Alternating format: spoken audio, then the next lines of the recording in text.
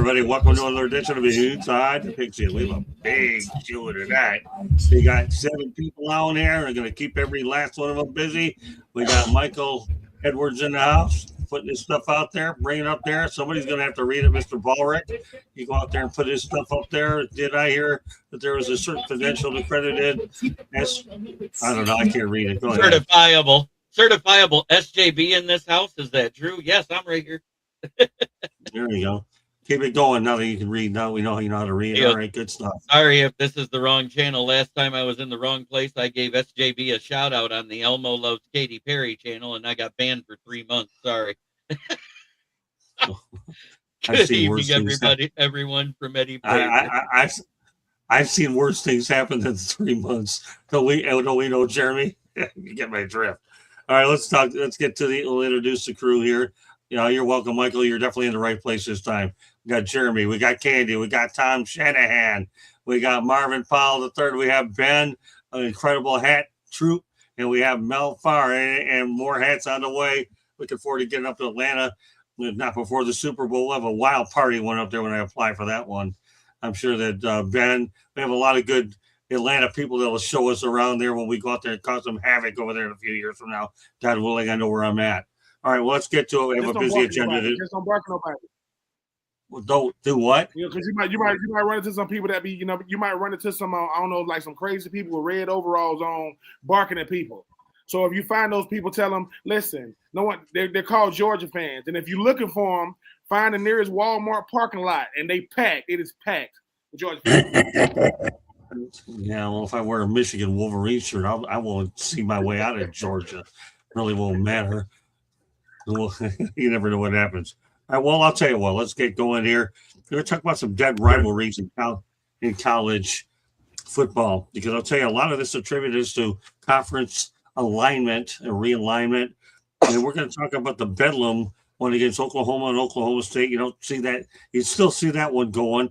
You have the keg of nails involving Louisville against Cincinnati, the civil conflict with Connecticut against Central Florida, the border war, Missouri versus Kansas, USC Notre Dame. I know that Mr. Powell obviously is a little bit emotional and attached to that one. The Nerds versus Hippie, Stanford against Cal, the backyard brawl, Pittsburgh versus West Virginia, Oklahoma versus Nebraska. I missed one. That was a pretty good one many, many years ago.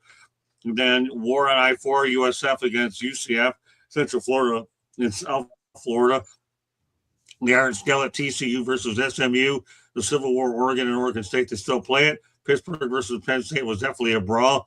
And Michigan and Notre Dame. It seems like Notre Dame's always in a little bit of this. So obviously there a lot to digest. So Jeremy, I'm going to limit this question to one or two right now. Which one of these two in your mind stands out? Well, the Oklahoma State rivalry is one. And just because I like the name of it, the Iron Skillet rivalry between TCU and SMU. Okay. Candy? Man, you read off so many, I can't even remember all of them. I would say the Florida one, obviously, because anything in the state of Florida is big rivalries. So war on I-4.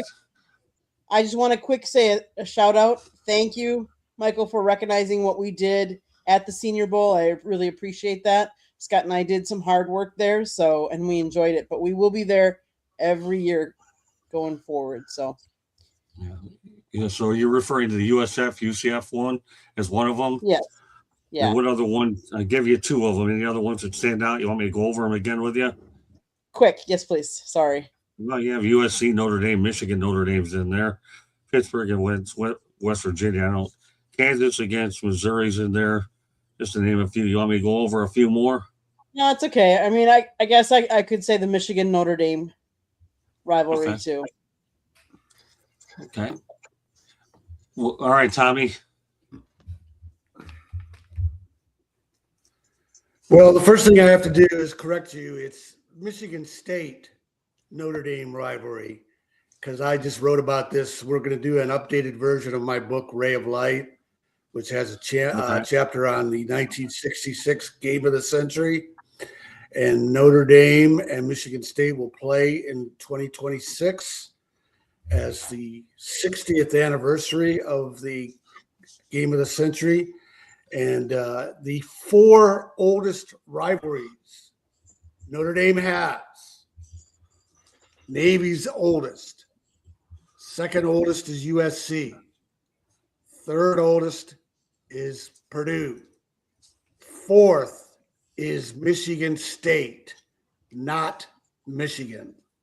Well, actually, So- my list is Michigan and, against Notre Dame. But if you want to add Michigan State and Notre Dame to it, you can do it, because I know that was something you saw I every know year that too. Michigan and Notre Dame have played a lot, but I'm telling you,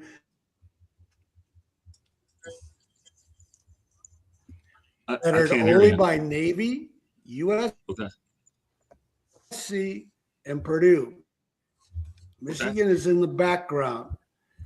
And the other thing that's significant is the administrations, the presidents, the athletic directors of State Notre Dame rivalry after the 2013 game, but they played the 50th anniversary in 2016, Mhm. and they're playing their 60th anniversary in 2026. That's how important the rivalry is to both schools. So give me 2 that you're partial toward. Hey, 2.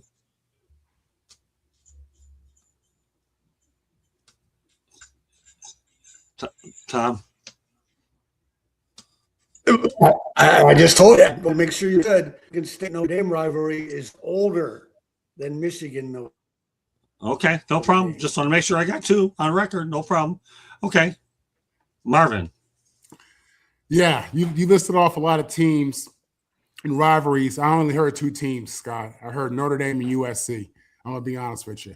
And it is, listen, college football fans are robbed. Notre Dame alums and fans and players, USC the same, are robbed of the fact that we won't be playing this rivalry anytime in the next 5 years at least. And it's horrible when you think that these schools combined have almost 30 NFL Hall of Famers. These schools combined have almost 25 national championships. These schools combined have 15 Heisman Trophy winners. These schools have been playing each other for 100 years, only to be stopped by World War II, I believe, in COVID.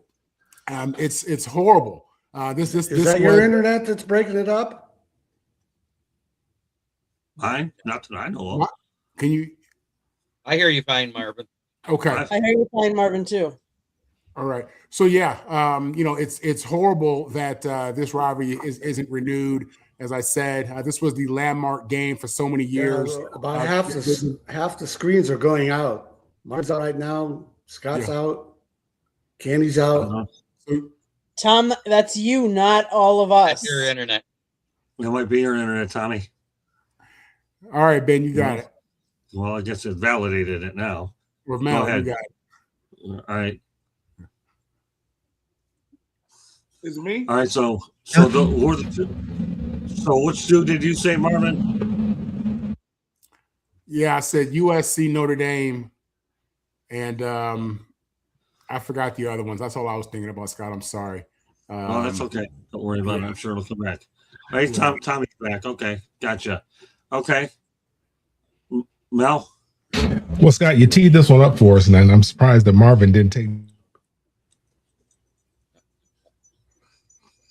UCLA and USC was not in that list because that's not really a rivalry. We're above USC. So is it my internet or yours? I understand why you didn't include that because that's not really a rivalry because UCLA is by far the more dominant and prominent school.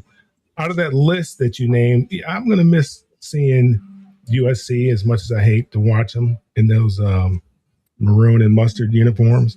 But I'm going to miss seeing that game, the USC and Notre Dame game because you know I'm a college nut just like Marvin, and I watched a lot of those games. There's a lot of great players that played in that game. They a lot of Heisman Trophy winners on both sides. So that's a game that I'll miss seeing because that's typically what happened after UCLA beat up on USC. Then they try to feel better and go out and beat up on Notre Dame. Typically, that game took place after we played one another. Okay. Ben? Yeah, I mean a lot of really really good games. I think some games that wasn't on their list that probably should have been that people are. It's very Louisville, Kentucky is a very very very very underappreciated rivalry. I remember they used to play each other first game of the year every single year. UCF and USF ain't what it used to be because the teams ain't as good, but there is a rivalry out there, and I finna show my roots. It's called the Battle of I-16. You got GSU versus GSU. You got Georgia State versus Georgia Southern. And Georgia State just came to the party very, very frequent. I mean, very, very recently. But it doesn't. I gotta give USC Notre Dame some love. There are certain games that you do not let go away. You just don't. I don't care. Conference realignment, Marcus Freeman, whoever's at Notre Dame. You don't let that go because some of these young players don't understand. I mean, I hate to say it, but I mean Notre Dame is probably the biggest brand because they got the freaking Catholic Church, they got Touchdown Jesus, they got Rudy. I mean, they got a lot of stuff going for them, and you gonna just let that go. So, and the very first tush push that ever happened was the Bush push when Reggie Bush pushed Matt Leinart against Notre Dame. Like, come on, man! Like, rivalries is where people are. You know, you make names for yourself. So yeah. I don't like that they just let this stuff go away like it's not important. Mm-hmm. I mean, the fact that you call Oregon State Civil War, it's called the Civil War. I mean, come on, man. Yeah, the rivalries is one of the is a part of the college football fabric. And when people say we're going to develop new rivalries, no, you won't. No, because it's not the same. So. Look, you get a bunch of kids from Southern California to go up against a bunch of kids from Indiana. Oh, sparks gonna fly. Something is going to go down with a game like that. But I hope we come back to that because certain things are worth holding on to. I think some of these rivalries. I hope we come back to it. It's a shame that they let it go just letting it go by the wayside like that. Here's a couple that I'm going to talk about. Number one, Oklahoma and Nebraska was a great rivalry many, many years ago when it was played around Thanksgiving. That's one I think we really missed back in the day. Now, obviously, Nebraska been humbled because they're in the Big Ten. They're not as good. They get beat up, and they realize the quality of the competition in the Big Ten is way better than it ever was in the Big 8, Big 12, whatever you want to call it these days. You know, I-4 rivalry, UCF and USF, is great when they were in the same conference. I just don't think the tradition of the program stacks up to where USC and Notre Dame is. That to me should not go away. That I would. So if I were going to preference them in order, I would put Oklahoma and Nebraska number one because of the history and how close they were. And it was actually Nebraska leaving the Big Ten because Oklahoma's new buddy was Texas instead, and that's why Nebraska bolted for the Big Ten money. And then I'll take Notre Dame and USA all day long, and USF, UCF. Battle of I-4, all right, but they're in terms of the strength and tradition of the schools, they're probably fifth or sixth anyways. So I put this out there because it's a thinking person's question, and it gets people to think of how everything has changed because of conference alignment, and that's why it was brought up in the first place. I'm glad everybody had various opinions on it. With that said, Super Bowl 60 was the Patriots' 12th appearance, and out of 60, 20% are all Super Bowls. Their 29-13 loss meant that they have the most defeats with 6. You imagine that the New England Patriots now have 6 losses and they've been 20% of these games. Jeremy, what's your take on that? Well, they're on the wrong side of the history, which is what we talked about the last time I was on when we knew that these were the two teams going. But congratulations to them on getting there. I just want the Lions to get there once before I die. I can't tell you how many times I've told you that 10 times over. I've been around longer than you. The last time they won a championship was on my birthday, 5 years before I was hatched in 1957. That's where December 29th plays a significant role. Candy? Unfortunately, yes, they've been there that many times and lost, but it means they've been there that many times more than how many other teams that would just love to have a shot at being playing in that game. Yeah, it's unfortunate for them on the wrong side of history, but at least they've made it there that many times and all the times they've won it. So you got to look at it that way. It's the last game of the season, and they made it there that many times. So kudos to them. Mel? Yeah, I mean, I'm sure there's a lot of people who'd love to say that they lost the Super Bowl 6 times. That means you had six opportunities to get there. I mean, Buffalo went 3 years in a row? Was it 3 years in a row that Buffalo went and they lost? 4 years in a row they went. So I thought, yeah, they went 4 years in a row and lost. I mean, but I guess it's better to have loved and lost than to never have loved at all, right? So it's better to have gone and lost than never to have gone at all. So I would take going and losing over being at the house or being in Cancun. Okay. Marvin. Yeah, this is what you call champagne problems. This is what you call good problems. This is what you call rich people problems. I mean, again, I'm a Jet fan. My team I ain't never in my life seen my team play for a championship. So I don't have any pity for them. Good for them. They've had good ownership and they had Tom Brady for 20 years. That makes a big difference. And they had Belichick and Kraft, and they had an alignment, and these guys were out there getting it done.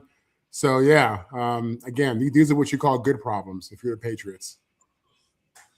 Then, yeah, unfortunately, my team was a part of the 6 wins for those Patriots. So but I do agree. I heard Reggie Miller say something a long time. They asked him about LeBron James going to all these finals and losing. They said, Reggie, would you want to go to the finals that many times and lose? He went, yes. Dude, I mean, that means I lost to the best. I lost to the best team in the world, not a better team. I lost to the best team in the world that year. So, yeah, because, I don't know about Marvin and Mel. It's like, no, you don't want to lose a super duper, but man, everybody's watching me. Mom, can you see me? I'm just saying. So, yeah, the Patriots have become, a part of the gold standard of NFL football, and it's hard to do it in most, in different eras. Like you had the Tom Brady era, Belichick, and people thought, oh, that's it. All right, no more of that. Here comes Vrabel, who made his name with those guys. So I don't like giving this much credit. The Patriots are the evil empire of the NFL. But the powers that be came together, aka Sam I Am Donald, and shut it down. So we can come on here and talk. People thought no Bill Belichick first ballot Hall of Fame. You know what I'm saying? I mean, no Robert Kraft. They got to win the Super Bowl, right? Wrong. No. So anyway, yeah, shout out to the Patriots though. They are one of the best franchises because the hardest ability is sustainability, and they found a way to do it. So, hey man, congratulations to them. Do I want to talk about this? Do I want to talk about 28-3? Absolutely not. I don't want to talk about that because you talking about you just want to see them go, Jeremy. God, you don't want to see them go and do that. You don't want to. God, man, we had him. Damn. Anyway, hate Tom Brady, man, because he's that good. But shout out to them Patriots. You're starting to sound like Mr. Dennis Green there, talking about the Arizona Cardinals versus the Bears for a minute. I mean, let me tell you something. Let me tell you something. As long as I've been a Falcons fan my whole life. When I was in the NFL, I still used to root for them Dirty Birds, and I said, all right, we're going to win this thing as long as we don't give them an extra possession. We gave them an extra possession, couldn't cover Julia Edelman. And I'm looking at Robert Kraft. I'm looking at Robert Kraft, and I'm looking at Arthur Blank. Like, what? How? Do you know that my Falcons lost the Super Bowl and they never trailed? They never trailed the whole time. They lost. Right. They lost on that last play to Chris Hogan. I just so Marvin, I know pain, sir. You know what I'm saying? Like, I know it for real. And I met Joe Namath. You know what I'm talking about? I met Joe Namath when I lived up there in Dirty Jerry's. Right? And I said, I went up to him, I said, you Joe Namath? He said, this is what he said. I said, man, you Joe Namath. He looked at me and said, I better be. And he walked off. I said, I like the whole smoking Joe. Hey, man. So, I hope my Falcons get back. The biggest critic of the Falcons ever is my mother. She talks more trash about the Falcons. We are family divided. Just know that. Love her, but I don't support her. I have a nickname for him, but you won't like it. I met Susie Colbert. She's gorgeous too. And Joe Namath has good taste. That's all I can tell you. So leave it alone. Even if he was drunk when he made those comments. Susie Colbert's a sweetheart. I got to know her pretty well a couple of times. So go ahead, Tommy. Yeah, but Ben, I wanted to correct you on one thing. The Patriots are no longer the evil empire because Belichick's not the coach anymore. And one thing about the Patriots, though, with those 12 Super Bowls, they've been under 4 coaches. Vrabel's the 4th coach. Raymond Berry took them there. That was the year I think they got killed by the Bears. Bill Parcells took them there. And, of course, Belichick. I think the real story on the Patriots and all the success is Robert Kraft as their owner. I'm not sure if he was the owner yet when Parcells took him there, but certainly for all the Belichick years and now with Vrabel. And we got to mention one more thing about Belichick. I don't know if you guys are aware of this, if the news got outside of the basketball, but Saturday was the Duke, North Carolina basketball game, and Belichick shows up with his 24-year-old girlfriend, Jennifer Hudson, and she's wearing a T-shirt. Yeah, I saw that. You guys hear about this story? You can go ahead. Some of them have. I saw the chart. Okay, No. go ahead. Get A few years ago, Kraft got busted for going to this massage parlor somewhere in Florida. So here's Jennifer Hudson, Jordan Hudson. Jordan Hudson. Jennifer's the singer. Yeah, Jordan Hudson wearing a T-shirt, making fun of Kraft in this massage parlor. What is she in 7th grade? Yeah. And Belichick's about to turn 74 years old, and he's walking around with a girl like that. It's insane. Yeah. So the only thing I'm going to say about their 6 defeat, it came at the hands of a Seahawks defense. Okay, that by the way, the Seahawks trailed in the postseason for 1 minute and 35 seconds. Period. So if you're going to lose to a team, and that is totally doesn't seem real. The Seattle Seahawks, give them their due, trailed for the entire postseason for 1 minute and 35 seconds. That defense was awfully good. Well, let me finish, Jeremy. They were awfully good this whole thing, and I'll tell you one thing: New England ran into a bus out there. Go ahead, Jeremy. I want to get my thought out while it was still fresh. Well, that minute and 30 seconds, wasn't that versus the Rams when they had to tie it back up to beat them? Regardless, it doesn't matter. It's a minute and 35 seconds all postseason. Doesn't matter who the hell it came from. A minute 35 an entire postseason, Jeremy, it seems like an eternity, man. I know, and I was just making sure I had the team right. Yeah, that's okay. Yeah, that's fine. The bottom line is the Patriots ran into a buzzsaw. A minute 35 seconds. If they did, Seattle, it didn't Drake may get sacked with 6 times. He was running for his life out there, too. It was a tough night for this kid. It really was. But nevertheless, they still have the most losses in Super Bowl history, no matter how we want to pin it down. And that's all there is to it. That's my facts, and I'm sticking to it. All right. Amen. All right. So the 2018 NFL Draft first-round quarterbacks include Sam Darnold, who won the Super Bowl. In fact, the first USC quarterback to do it. Lamar Jackson got into a conference championship. Mel's favorite person, I know that Marvin's going to love it, Josh Rosen. Okay. I know this is a Marvin moment. Okay. Josh Allen got to a conference championship, Baker Mayfield divisional round. Let's look at that draft class, Jeremy. About at least you got one in that group that won one, and unless Allen can pull it off and Baker can do it, you have 3 possibilities. I'm not holding my breath at the other 3, Jeremy. Yeah, Josh Rosen, the guy that's now managing a Pizza Hut in Scottsdale, Arizona, or something. But other than that, the other guys are all great quarterbacks. The other 4 you named: Baker Mayfield, Josh Allen, Lamar Jackson, and of course, Super Bowl champion Sam Darnold. So you have some possibilities to add to that list, but at least Darnold went ahead and got the first one, and I'm happy for Sam, the gunslinger. Candy? As you look at most of those quarterbacks, though, Sam Darnold's the one that's danced from team to team to team to find the right team to get it done with. And that's what he did when he went to Seattle. They were the most complete team out of all those, of all the other teams that these other quarterbacks, albeit good quarterbacks, are on. That just proves that it takes a team and not just a good quarterback to win a Super Bowl. Well, it's his 5th team. I think he's the first quarterback ever to be on 5 teams to go ahead and win a Super Bowl. That says a lot. You try to talk about finding a home. That's one's doing it. How many quarterbacks take the second or third time to go around? I know Jeremy threw one at us the other day, which was really great about Jim Plunkett and how he put that one against Ron Jaworski. More power for you for popping into the chat room, bringing that. I knew that one, but I'm glad you threw it out there anyways. But, sometimes it takes these guys a few places to get it right, and I'm glad that Darnold finally got it right. Okay, Mel?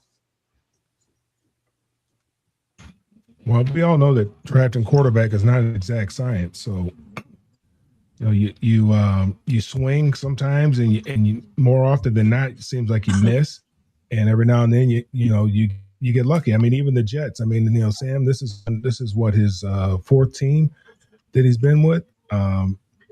Great for him. Baker Mayfield, he's on his third team now, I think it is, or his fourth team as well, and he was the number one overall pick. Because both of those guys went to very poor franchises, Josh Allen and Lamar Jackson.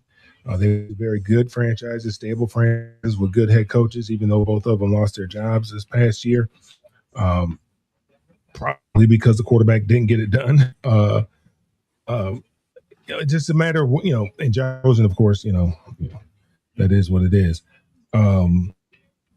It just goes to show you, that we talked about this before, more quarterbacks, their careers are wasted or ruined by, where they're drafted. A lot of teams are drafted number one for a reason. They're drafted in the top 10 for a reason. It's usually because they're a bad franchise, and that doesn't change overnight. And that's, it's obvious because, you look at Baker Mayfield and you look at Sam Darnold.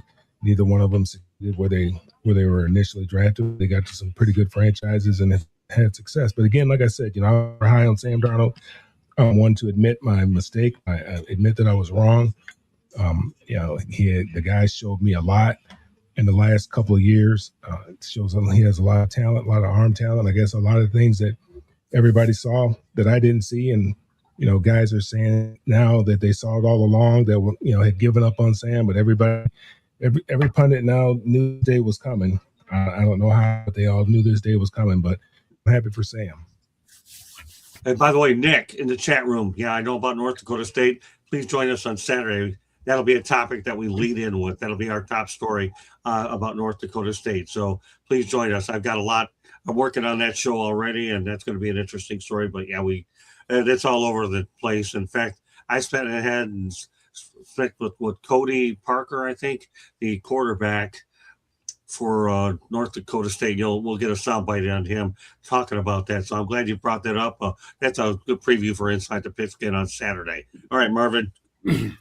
Yeah, I'm really not surprised about Sam Darnold's success. I watched him play at USC. I saw every game he played at USC, and especially in that last season, which ended with the Rose Bowl versus Saquon Barkley and the Penn State Nittany Lions. He was amazing, man. He was a really good quarterback, big gun, athletic. I was really excited as a Jet fan. I was really excited to see him go to the Jets on one hand because I knew how talented he was. But on the other hand, my question was, do we have a plan for this guy? Are we going to mess up his career? And, the Jets did what the Jets do. And this kid bounced around. He showed the ultimate perseverance, mental toughness, and went to the right organization who was ready for him. And this guy balled, man. He had a really good season and completed the Super Bowl with no turnovers, which is what you want out of your quarterback. In regards to the other quarterbacks, I'll be honest, I was really high on Josh Rosen. I thought Josh Rosen was going to come into the league and tear it up. I mean, I thought he was going to be it. And obviously I was wrong. And like Mel said, man, it's such a crapshoot in so many ways. It really is. I mean, you can sit here. I guess for me, it's easy. I can understand when people say it's easy to identify the Andrew Luck, the John Elway, the Caleb Williams. These guys just have different talent, but for the rest of these quarterbacks, it's a crapshoot. And like Mel said, you better hope that you go to a good organization that has a plan for you. So yeah, you read off a lot of quarterbacks there. Lamar is the man, obviously, and and Josh Allen. These guys are really good players. But for Sam to be the first of that group to win the Super Bowl, that says something, and that puts pressure on Josh and Lamar. They need to get busy now. Great point, Ben. Yeah, the thing about Sam Darnold was he got drafted by the Jets. When the last time the Jets had a good quarterback, he was from SC, and his name was Mark Sanchez. He went to back-to-back AFC championship games with Rex Ryan, right? And then after that, then he leaves there and he goes to Carolina. I want to say that he was teammates with Baker Mayfield in Carolina. They had him and Baker Mayfield in Carolina. Then he goes to San Francisco. Then he lands with Minnesota. A quarterback is only as good as the team and scheme he's around. This guy landed in Minnesota, that quarterback get hurt, and then he's the only quarterback in NFL history to have 13 wins for 2 different franchises. What I like the most about Sam Darnold is Sam Darnold proves one thing: it takes time. Peyton Manning didn't win his first playoff game till year 6. It took Peyton Manning 6 years to win, but nowadays, as soon as you come out of college as a top quarterback, you got to start. You're starting week 1. So sometimes by the time a quarterback is halfway decent, they got beat up so bad, his confidence is so bad. Everybody wants to look at Sam Darnold saying he was seeing ghosts with the Jets. Well, he's just being honest, right? And people want to use that against him. But what I like the most about Sam Darnold was he says, look, man, I had to survive and grow up in New York. Most quarterbacks don't have to deal with that level of scrutiny. Play it a day in, a day out. And by the time it was time for him to start, look at the way Justin Jefferson and Jordan Addison and current Minnesota Vikings are saying we shouldn't have gotten rid of Sam. They're literally saying that if we didn't get rid of Sam Darnold, that could be us, winning it all because he won 13 games a year before. But I am happy for Sam Darnold. I was like a lot of people though. I jumped on the bandwagon because misery loves company. It's easy to talk trash about a player when he's not playing well. But the thing about Sam Darnold, he has what all quarterbacks need. He got staying power. All right. I haven't looked my best, but Sam Darnold let people know I ain't chasing, regular season MVPs. He may never be in the regular season MVP, but he's going, what they going to say now? Like, what they got to say now. And I agree with you, Marv. Josh Allen, Justin Herbert, Joe Burrow, Lamar Jackson, and all these big-time quarterbacks. I'm looking at Jalen Hurts. I'm looking at Sam Darnold. And I'm looking at guys who, and I know Sam Darnold was the 3rd overall pick. He's a little bit different, but they lapping these dudes because everybody gets caught up in this regular season stat sheet. If you can attend the NFL honors, that means you're not in the Super Bowl. Sam Darnold was getting ready for the Super Duper, and now he and Kenneth Walker, I think they're in Disneyland right now, riding on rides. Congratulations to that, man. I mean, I'm happy for him, and they got him for a steal last offseason. They're going to have to re-up this offseason, or they're going to have to back up the truck. I'm glad you brought up Kenneth Walker. Great stuff. I know, Tom. That's a great segue to Tommy, too, isn't it? But before we do that, Michael Edwards has a question for Candy, then we'll feed into Tom. Go ahead. Please, is there a camp for Ken Dorsey, the current pick, number 1, Mendoza? I see it, but what do you think? All right, go ahead, Ken. This one's for you. We're going to stay out of it. Is there a comp for Ken Dorsey? I don't know. I see. Is there a comp for Ken Dorsey, the current pick, number 1, Mendoza? I don't know. It'll be interesting. Well, your question, so you're the one that we're not going to. We'll see. Join the country club. Maybe she'll have time to think about it Thursday night. Give her some. That little teaser. I was researching something else, so I researched. Hey, Jay, I researched go ahead, it Jeremy. for you if you want. It says Fernando Mendoza's pro comp is Jacoby Brissett with a dash of Brock Purdy. Okay. There you go. There's your answer. All right, Tommy, go ahead. Yeah, the thing I find interesting about those quarterbacks is the 2 guys that turned out to be most ready to play in the NFL early in their career were Josh Allen from Wyoming and Lamar Jackson from Louisville. Mayfield was number 1 pick out of Oklahoma. Darnold, number 3 out of USC. Rosen, number 10 out of UCLA.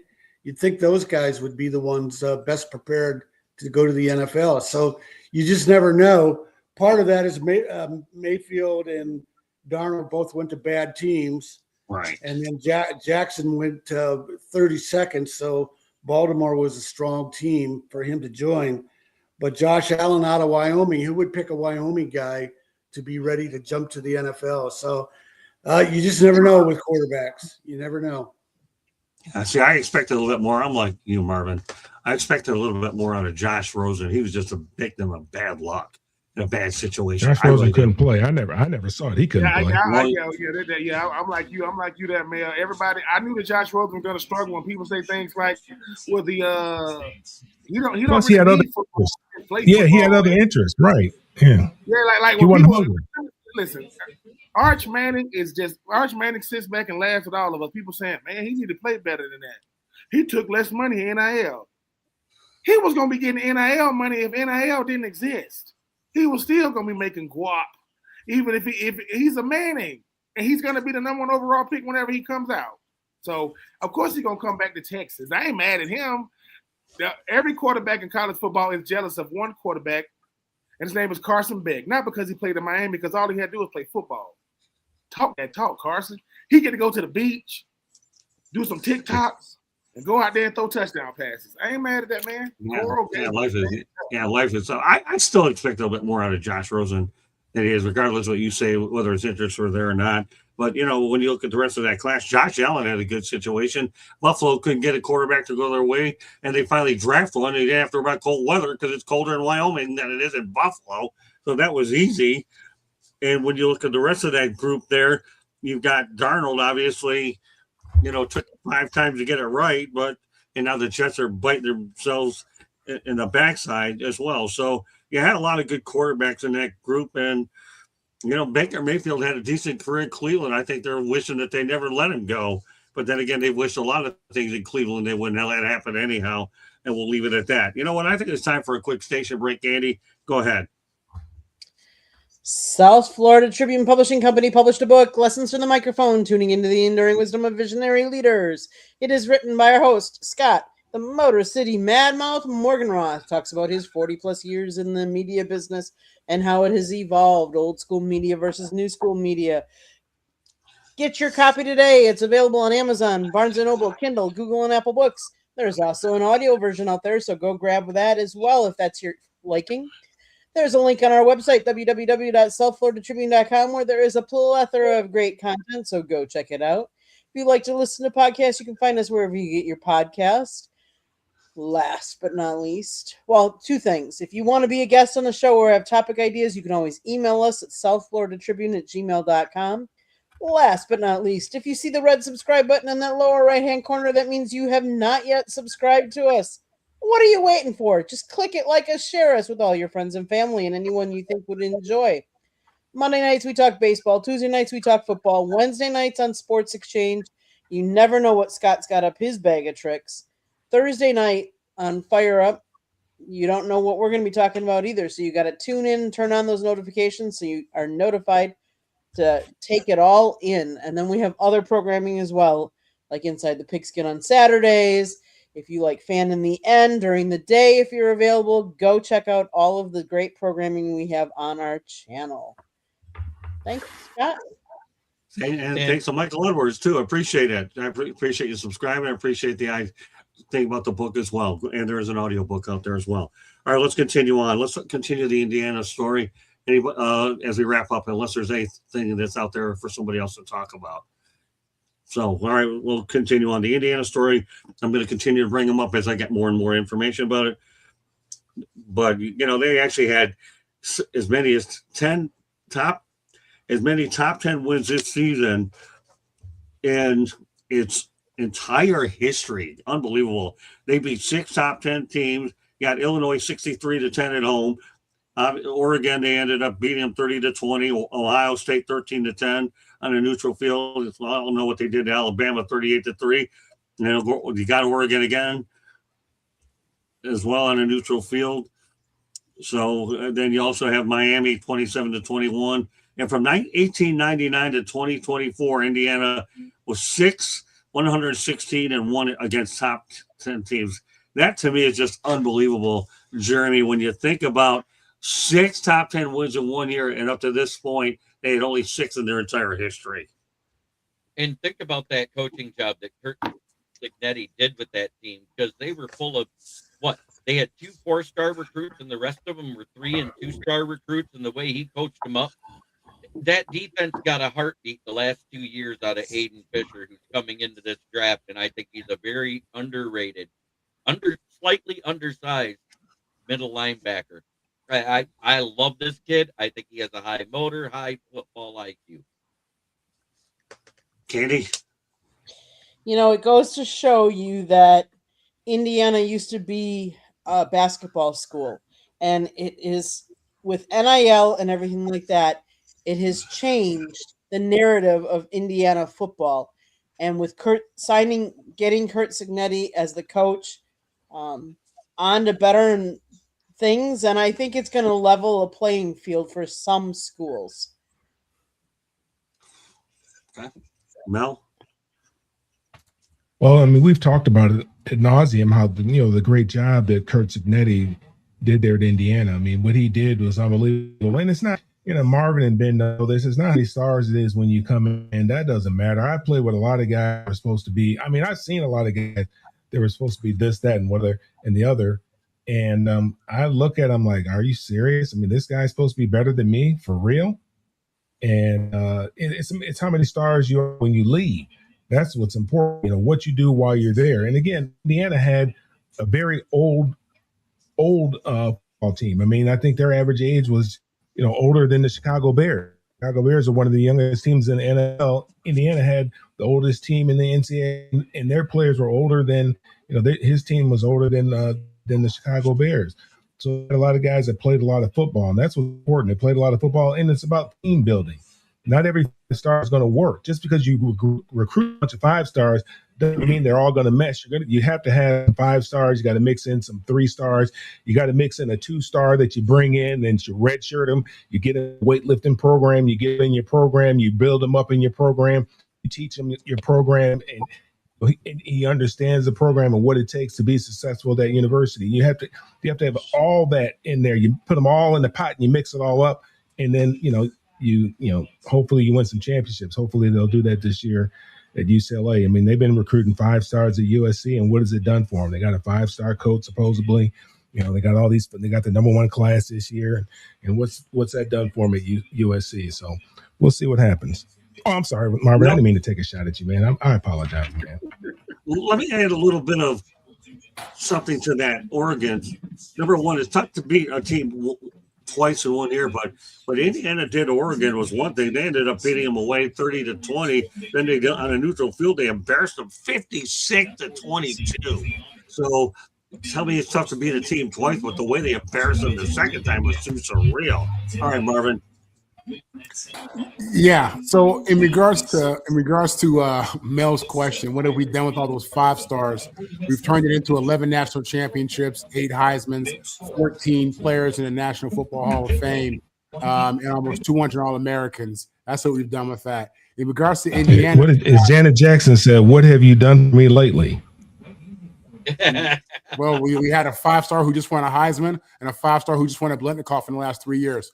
With that said, those are individual awards. What have you done as a team, sir? Mel, Yanni, you better stop. I'm trying to have mercy on you today on national TV. Well, all right, Mel, do it. I like walking that fine line, man. It's a fine line. I know I'm treading on thin ice. I understand that. Right. Yeah. Listen, the Indiana situation, it speaks to 2 things.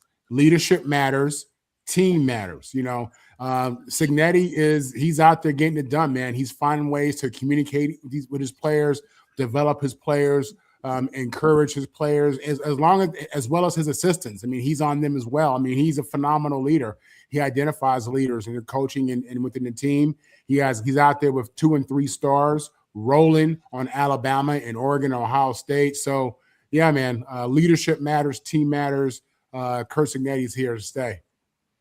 I mean, whatever it's worth today, Indiana announced that Bob Knight's going to be getting a statue outside of Assembly Hall, and long overdue, but Bob Knight is getting a statue once and for all, so I'm glad that they came to their senses and ended up doing it. All right, Ben? Yeah, Kurt Signetti, what he did with Indiana, when he said average is the enemy, or don't he say like standards over slogans and things like that?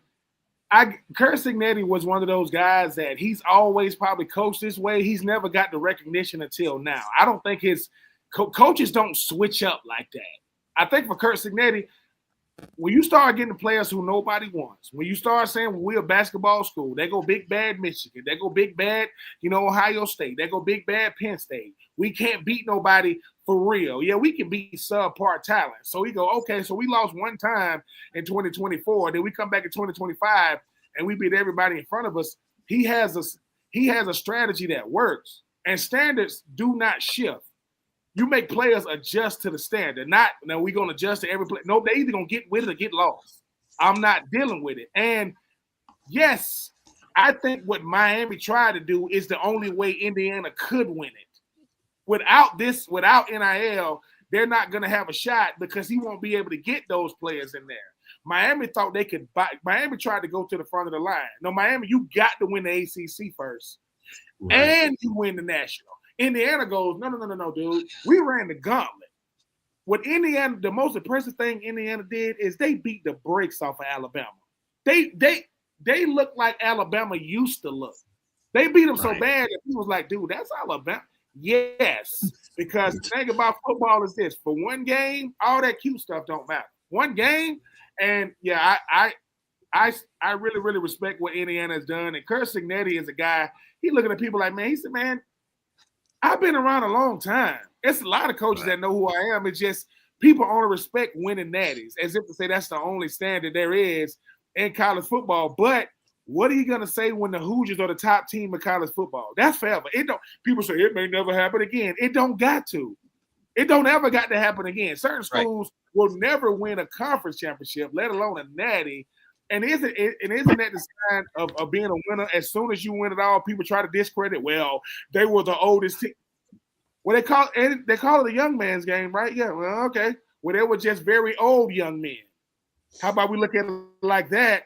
But I don't discredit. And Fernando Mendoza from Miami wanted to go to Miami. They told him, nah. Manny Diaz told him no. Cristobal told him no. So Fernando Mendoza said, if I can't play in Miami, sorry, Miami, y'all can't win it. And it's going to be one, to me, the greatest college football story, to me, I could be wrong, it's Stetson Bennett for a player. To me, it's up there. It's one of the greatest. When you look at what he did and what he left. Right now, the greatest college football story got to be the Indiana Hoosiers, because people's like, wait a minute, you say Indiana beat Miami in football for the national championship. Well, in Miami. Right. Stop lying. Yeah. So, yeah, man, I congratulations to him. And like I said, coaches like Kurt Cignetti, coaches that don't bend, and coaches that are very demanding, they are very, very, very hard to beat. They hard to play for, but look at the result. Nick Saban, Kirby Smart, these guys are hard to play for. Look at the results. So, hey man, and they ain't going nowhere. They the defending national champions are the Indiana Hoosiers. And don't First forget, of all, Ben, you're not wrong. So we'll leave it at that. You're dead on. Period. Okay. So therefore, because I said so, and everybody else on the planet knows 16-0 says so too. Okay, Tommy. Yeah, what's interesting is Indiana college football, and then Seattle in pro football. They had bookend seasons. They were both complete teams. They had a solid offense, solid defense, and kicking game, special teams. So that was very interesting. Another thing about Indiana is in 2 years of the 12-team playoff, with 4 teams getting by, there's the only one to win a bye. All 4 teams lost last year, and Indiana was the only one to win of the teams with a bye this year. I also think you mentioned a little earlier about Seattle only trailed for a minute 30 or something like that. Yeah. I could be wrong. Correct me if I'm wrong on this, but I think Indiana never trailed in the playoffs. I don't think so either. No. Yeah. The other Indiana story that I found very telling about Kurt Cignetti's success there at Indiana is the president is a woman named Pam Whitten. And Pam Whitten used to be the dean of the journalism and communication and arts at Michigan State. And I met her about 20 years ago when I was still working in San Diego. She was at a convention in San Diego, and she contacted me, said she likes to visit with alumni, get their thoughts. And so I had a cup of coffee with her 20 years or so ago. And, you know, it's not like I'm John Feinstein or Michael Wilburn, but she still took the time out of her day to meet with me. Well, one of the things I read later was, you know, she was the brains behind hiring Signetti. And Signetti said one of the reasons he took the Indiana job and re-upped with that contract renewal instead of going to some place like Penn State is because of the president, Pam Whitten. And I think that says a lot about her, that she spent a lot of time to get to know a lowly alum like me. And then, you know, clearly she knew how to connect and evaluate Kirk Signetti, and Kirk Signetti saw the same characteristics in her. So what a story that is, too, that I think about Indiana, because Signetti said he wouldn't have taken the job, or he said the main reason he took the job was Pam Whitten. Well, Michael, if they don't win 8 games, if they win 8 games next year, it is what it is. But they got their natty, and that's all that really matters, anyways. All right, let's go back to the pros. The Atlanta Falcons have hired Kevin Stefanski and said, "Coach, let's go rapid fire on this, okay? Because I have a bunch of other topics I want to get to." Jeremy, what are your thoughts about Stefanski going to the Falcons?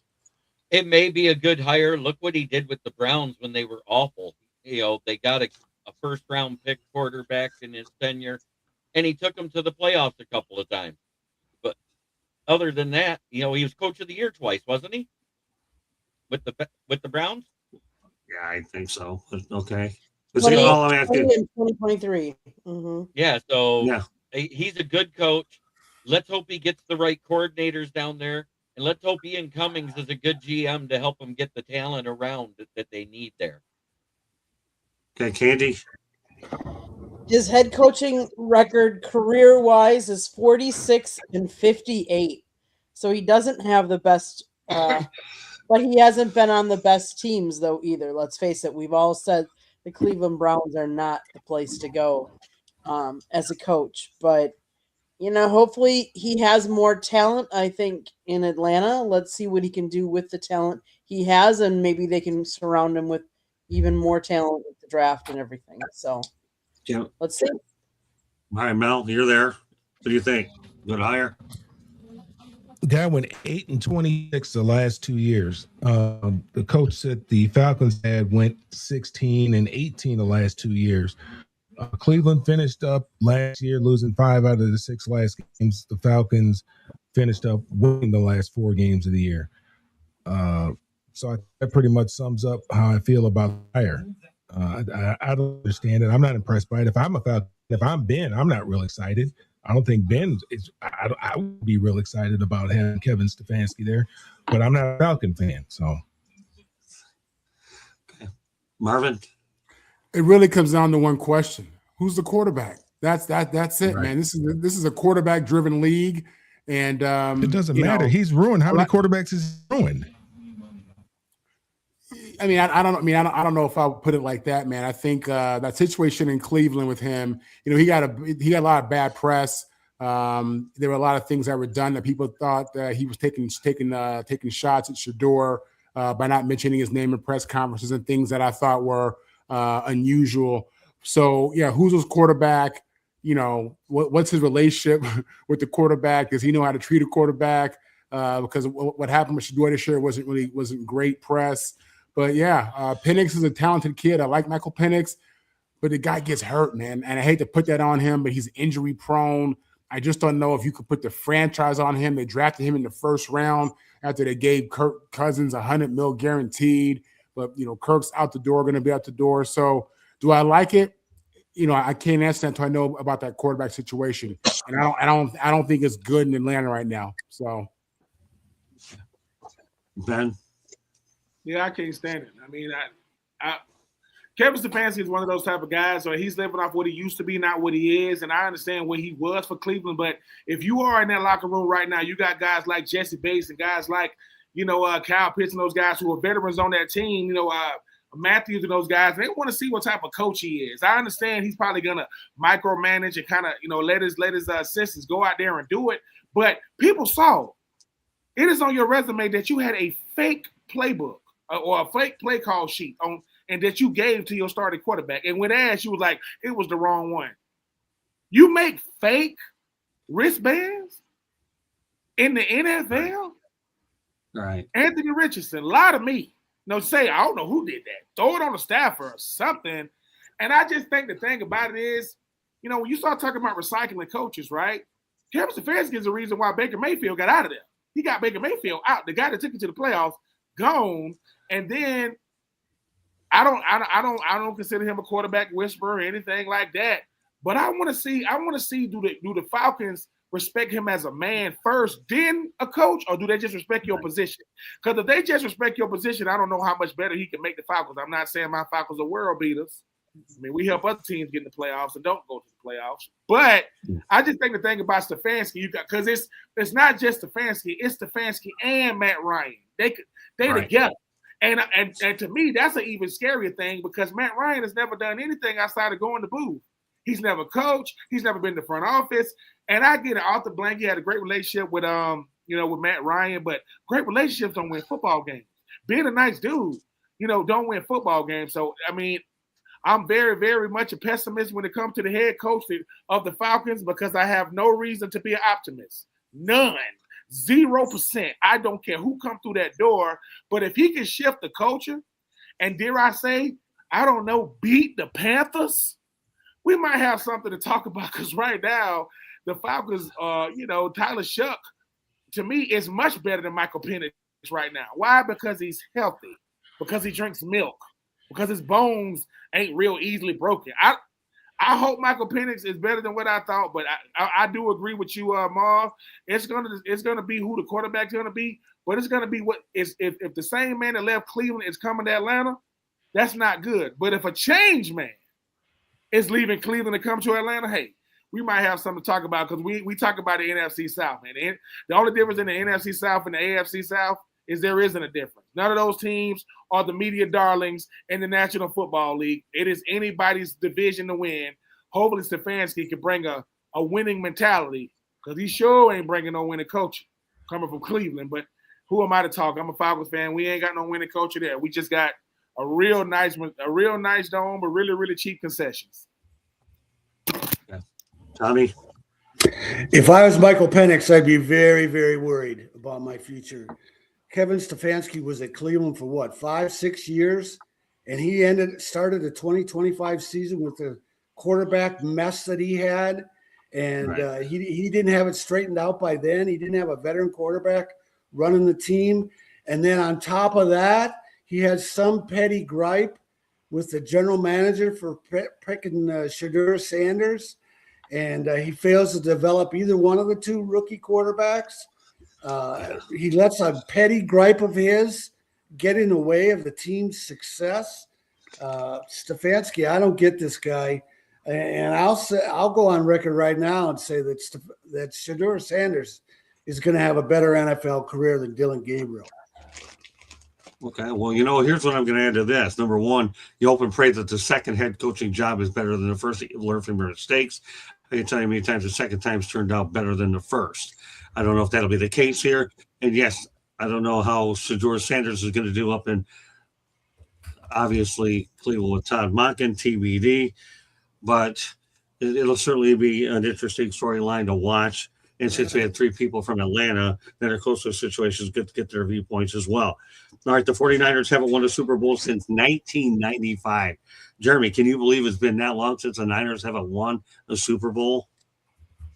Yeah, you go 1 year later, and it's been almost as long for the Cowboys, but that's another story. Neither one of them have won a Super Bowl since the 90s. Heck, the Browns haven't been to an AFC championship since 91. We can keep going if you want. But no, it's not a good thing to see. And I said it as soon as Kyle Shanahan was the OC of that Super Bowl that the Falcons were in when they lost to the Patriots, when he quit running the ball in the second half.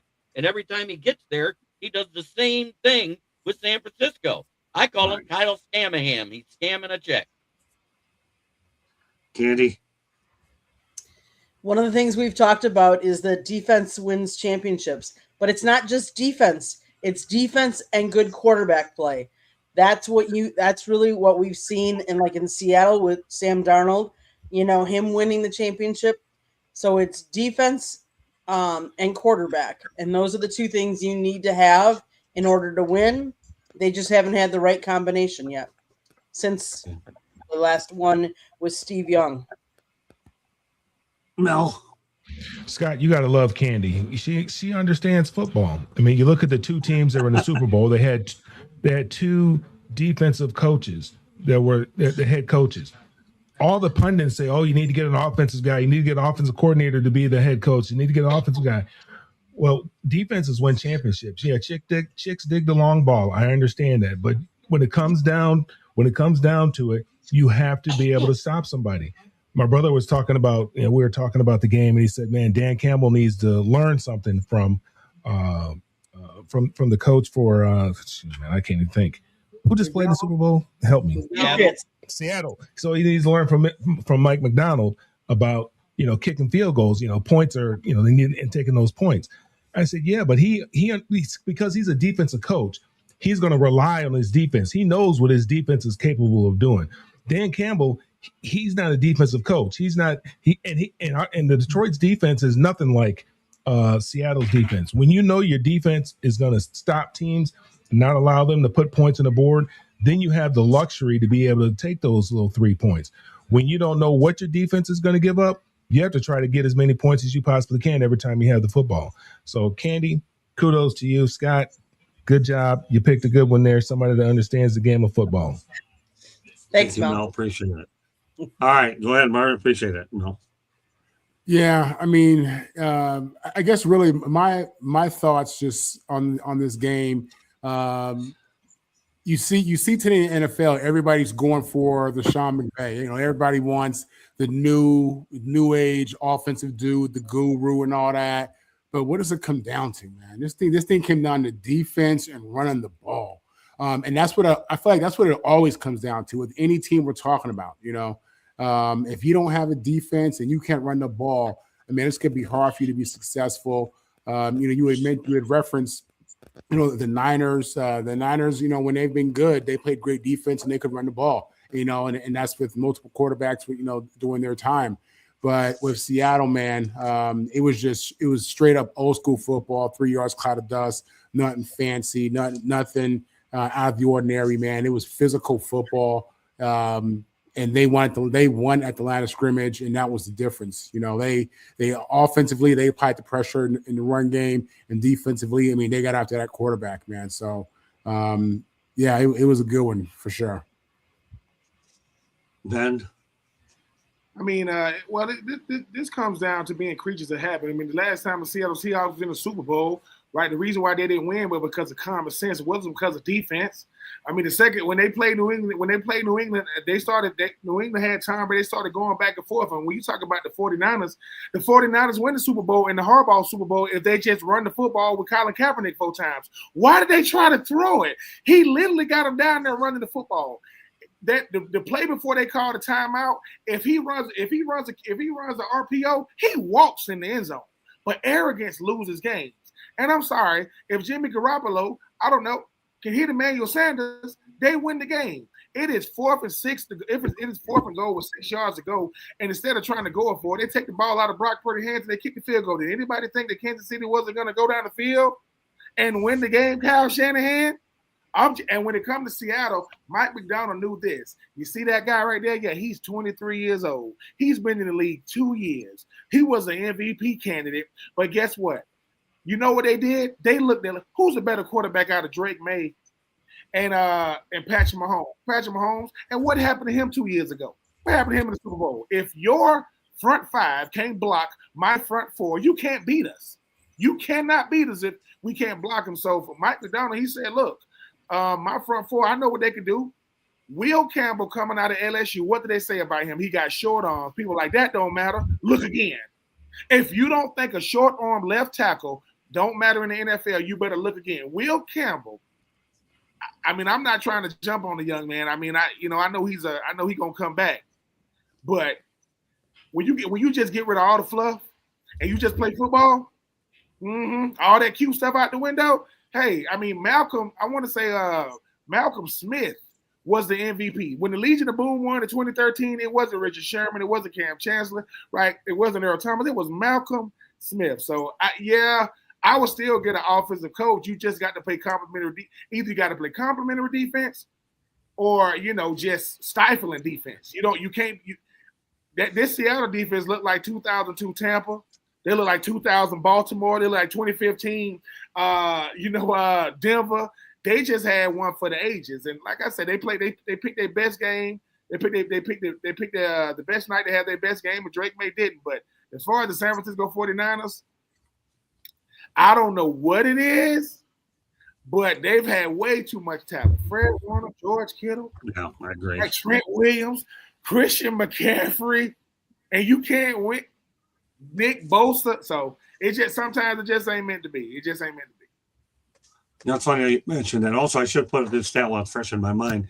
On Saturday on the Inside the Fixin', we talk about, number one team in the NFC has won Super Bowl, I think since 2017. Well, guess what? Seattle snapped that streak by winning on Sunday night. So that streak has gone down by the wayside. Tom, you have the last word on this topic.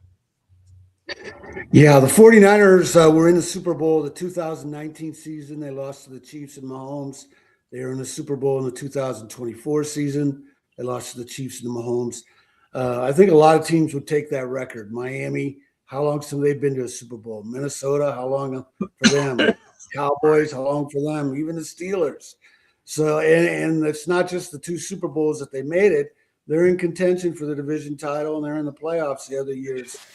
So I don't think the 49ers deserve to have any shots taken at them. The other thing that's interesting about how the Super Bowl played out this year is Mike McDonald, the Seattle head coach, was the defensive coordinator at Michigan in 2021.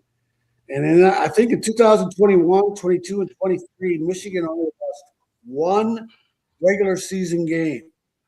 And it was against Michigan State when Kenneth Walker scored 5 touchdowns and with 197 yards rushing.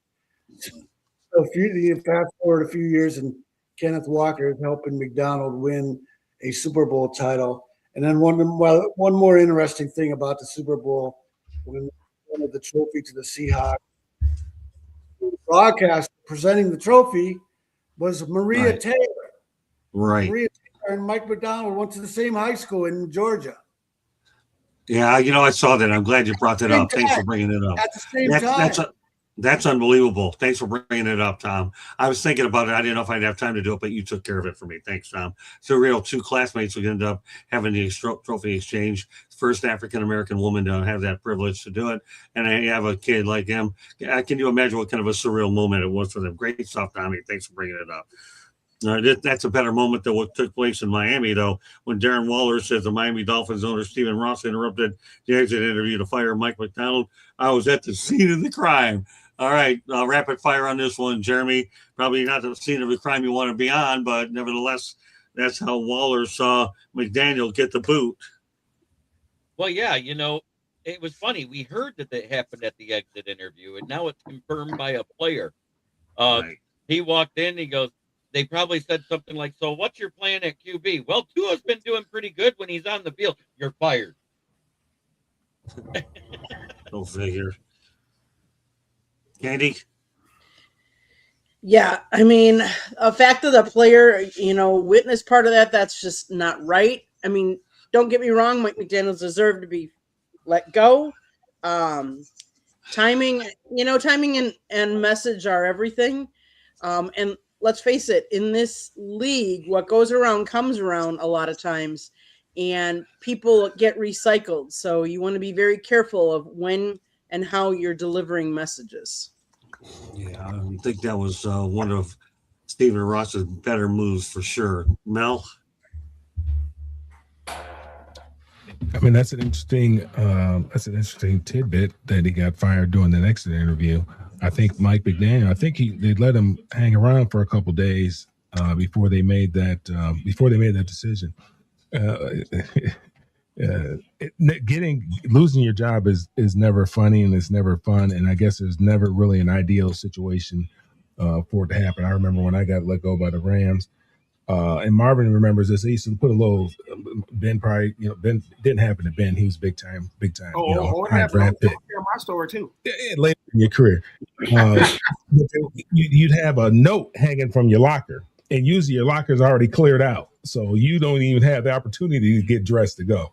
That's how you know you're getting cut. You come to the practice facility, your stuff is gone, and there's a little note up there. Go see coach or whatever, and they give you your walking papers. Well, the day of the cut down, I didn't have a note there. I'm waiting around to put my stuff on. My stuff is still in my locker, so I'm waiting around like, dang, I know. Okay, maybe 10, 15 minutes go by. I go ahead and get dressed. I'm walking to meetings, and Norv Turner. I passed Norv Turner. We're walking. We pass each other, and then we pass each other, and he turns around. Hey, Mel. Hey, coach needs to see you. Because I'm getting ready to hit. I'm heading to practice. Okay, coach needs to talk to you. And that's how I found out. I didn't get the note. Normally, you get the little note and your stuff is gone. But there's never a convenient way to get, to lose your job. Yeah, it would have been nice if it wasn't in front of a player. I don't know if it exactly happened like that. I can't see the guy being that cruel and that unprofessional and just saying, hey, get on out of here while he was doing an exit interview. But who knows? Maybe he just was fed up with him and he did do it that way. But, it's the Miami Dolphins. Come on, man. Give them. It's toxic over there, Mel. It really is. I haven't worked with them. He did, maybe he did do that. I don't know, but it's the Miami Dolphins. I know it's a cruel world, but we're too. talking the Miami Dolphins. Miami Dolphins number none. Oh, well, for all you maybe he did. Maybe all right, we'll leave it at that. Okay, Marvin. Man, it's a cold world. Listen, Stephen Rawson had enough. That's what that means. He had enough.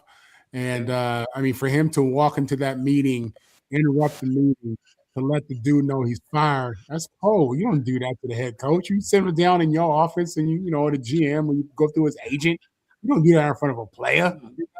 So that just tells you, man, he was fed up. He didn't had enough.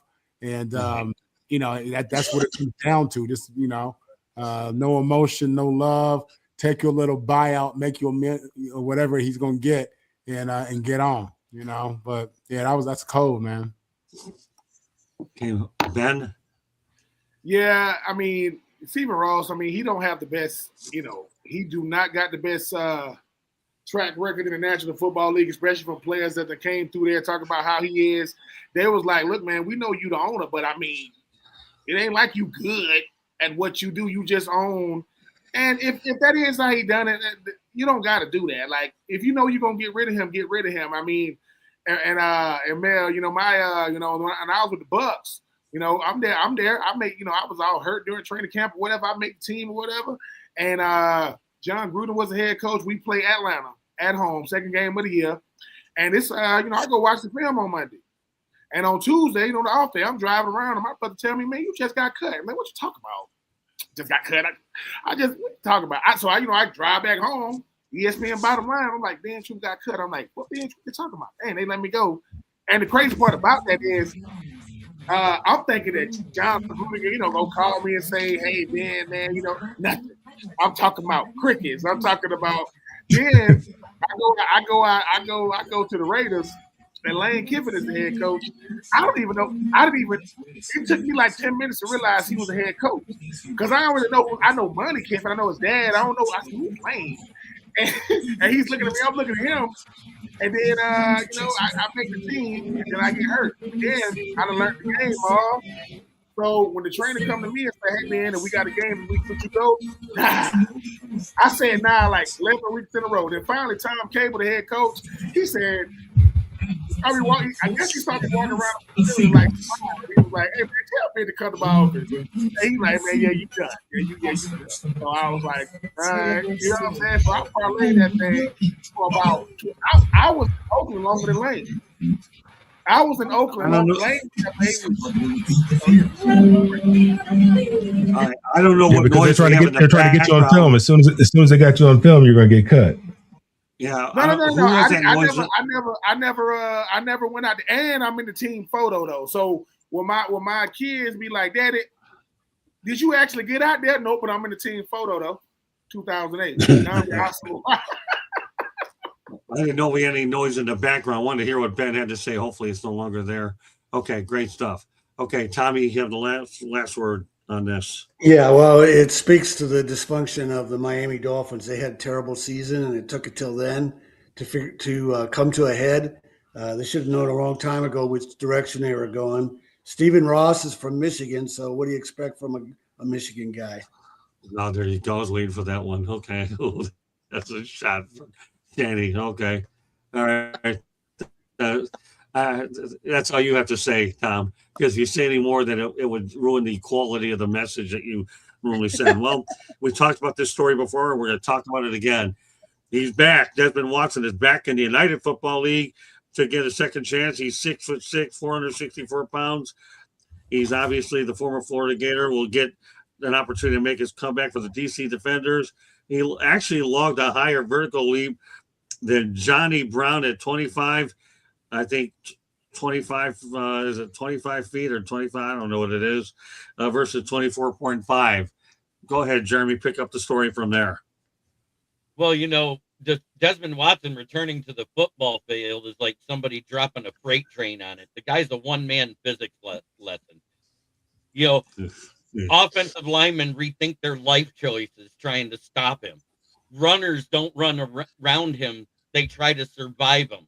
I mean, he's that big, a 464-pound wrecking crew from Florida. He is. Okay, Candy. Yeah, I mean, he completed 36 bench press reps, which would have been the top mark at the combine, and he ran a 40-yard dash in 5.95 seconds, in addition to recording a vertical jump of 25 inches. He impressed at his pro day. He is big, and he is heavy, and he is a wrecking ball. I wouldn't want to be lining up against him. No, but I'm glad the kid getting another chance anyway. The football league, that's what makes these leagues a good league. Mel? Yeah, I think it's great for him. Did he run that? They had a combine for the NFL, and he did those numbers there. Yes. It sounds like he's in shape a little bit. I don't know what he ran at his pro day, but the throw 225 up 35 times. I mean, how big you are? That's impressive. I know, when we did it, I did it 28 times, but so that's impressive. I mean, I'm happy for the kid. He gets an opportunity to continue to live his dream, and who knows, maybe he'll cut a little bit more weight if that's what you're looking for him to do. Because running around with that kind of weight, 460 pounds, man, that's a lot of weight. 400 pounds, that's a lot of weight. That's a lot of wear and tear on your heart, wear and tear on your joints. I mean, I just like to see him active because, God forbid if he wasn't active, who knows what he'd balloon up to, 500, 600, I don't know. But I'm happy for him that he's getting an opportunity to pursue his dream.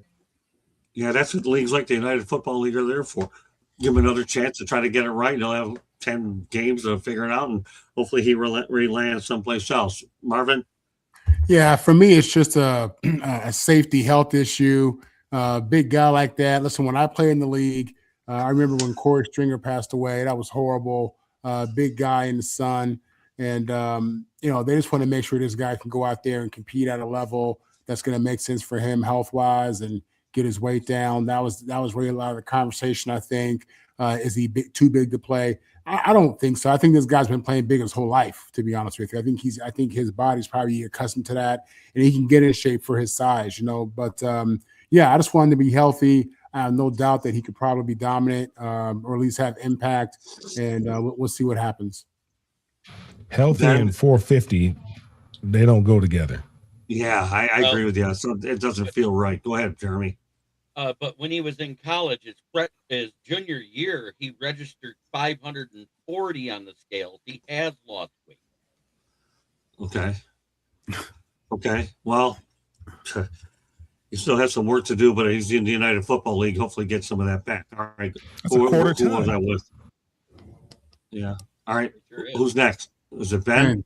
Yeah. I mean, obviously, I'm a big fan of Big Dad's, being a former Florida Gator myself. I think the thing about Big Dad's is, and I know he's heard this a lot, man, it's got to be important to you to not just get your weight down, but keep your weight down.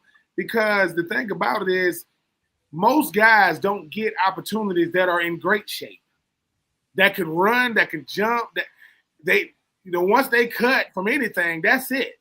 And they stay in the weight room. They stay eating right. They stay getting their rest, and they never hit a phone ring again. Big Dads will not be able to look back on his career and say, I did not get every opportunity. The University of Florida gave him an opportunity. He lost all the weight, and they told him, look, this is going to be a part of your life for the rest of your life, football or not. It's going to be a part of your life. And I think for Big Dads, it's going to be, man, forget football, man. How long do you want to live? And how do you want to live, youngin? So I'm rooting for Big Dads, right? Big Dads got to, listen, Big Dads wore number 21. I don't know if them numbers were small or he was just real big, but it's just the University of Florida gave you an opportunity. Then the Tampa Bay Bucks get you as a free agent, cut you and bring you back. And I don't think they were doing it for no publicity stunt. Tampa don't need no publicity. Florida don't need no publicity. But at this point, somebody is saying, hey, man, I'm going to take a chance on this young man. Right. I'm gonna give him an opportunity. And, yeah, I'm rooting for him as well. I mean, football is one of those games when you play it as long as you can. But I think for Dads, it's going to be, how do you want this thing to be? How do you want this thing to end up?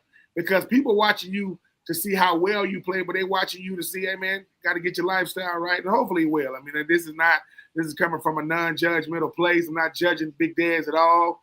Like you mentioned, man, Big Dad's probably been big his whole life. Like, hey, man, he's been Big Dads. He's like, man, your real name is Desmond? Yeah. But, it's just Big Dads. It's all good. It's just, so, yeah, I'm rooting for him, man. And like I say, most guys don't get an opportunity past high school.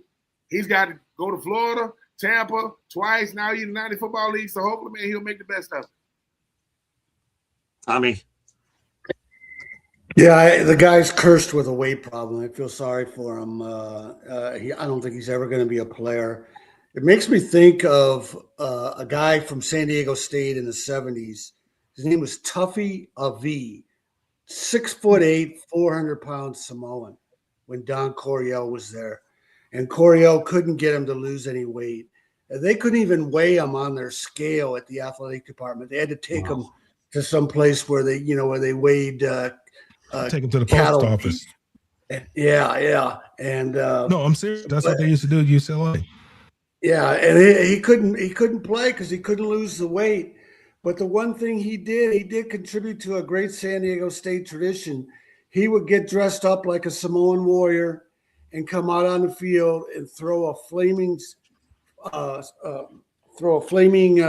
spear into the turf, and the crowd would go wild. And one of the days he did that, they played Florida State and Bobby Bowden, and they routed Florida State. And then Bobby Bowden, I wrote a story about this once. Bobby Bowden went back to Florida State and said, "We're gonna steal that for our team." And that's what Florida State does with the Seminole, riding a horse out on the field and throwing a flaming spear into it. But Tuffy Avi, he was 6'8", 400 pounds. A lot of Samoans have weight problems. He died at 39 from a heart attack. Okay. Well, all I can say for Desmond, I wish him well. It's a story that I've been monitoring for a long time. I'm glad he's going to have a chance to get it figured out in the United Football League, and we'll see where it leads in the pros. That's why I think the league's going to start playing, I believe, is it March 27th, I think. So we got about another 4 to 5 weeks before they get going. All right, now this is a rapid-fire question, and that's it. Ty Simpson turned down $6.5 million to enter the draft.